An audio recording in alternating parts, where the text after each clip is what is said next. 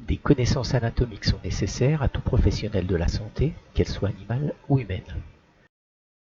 L'anatomie s'insère dans une série de niveaux d'observation du corps, niveaux d'observation plus ou moins utiles selon les domaines que l'on souhaite maîtriser. Ainsi, la morphologie s'intéresse à l'organisation du corps vu de l'extérieur. L'anatomie, quant à elle, se préoccupe des organes vus de l'intérieur. L'histologie étudie les tissus constituant des organes, elle nécessite l'usage d'un microscope.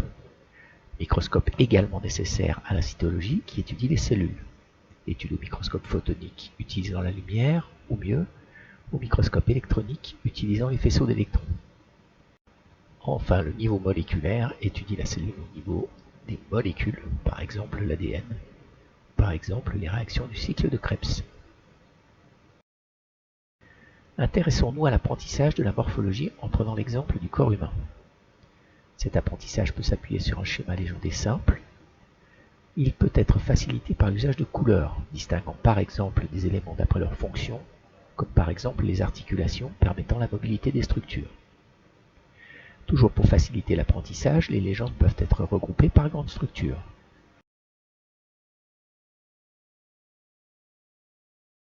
L'apprentissage peut alors se faire par blocs, chaque bloc ne comprenant qu'un nombre limité d'éléments. Ainsi, le bloc des grandes structures a 4 éléments, la tête, le tronc, les membres antérieurs et les membres postérieurs. Bloc du tronc avec 2 éléments, le thorax et l'abdomen, etc. La présentation peut encore être fignolée en affinant l'organisation et les couleurs. Passons maintenant à l'anatomie, donc à l'organisation interne du corps, en restant sur l'exemple du corps humain et en démarrant par le squelette.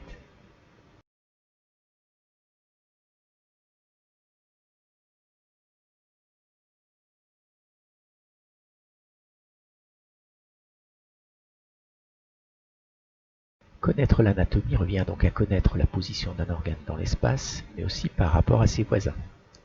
En effet, l'objectif final n'est pas l'anatomie en tant que telle, mais l'usage que l'on pourra en faire pour comprendre le fonctionnement du corps.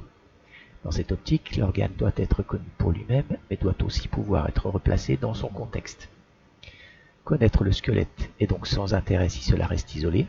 Il est nécessaire de travailler ensuite sur les autres structures de l'appareil locomoteur, muscles, tendons, ligaments, et sur leur fonctionnement au niveau des articulations en particulier, pour que ce premier travail présente un intérêt réel en s'intégrant à une explication fonctionnelle.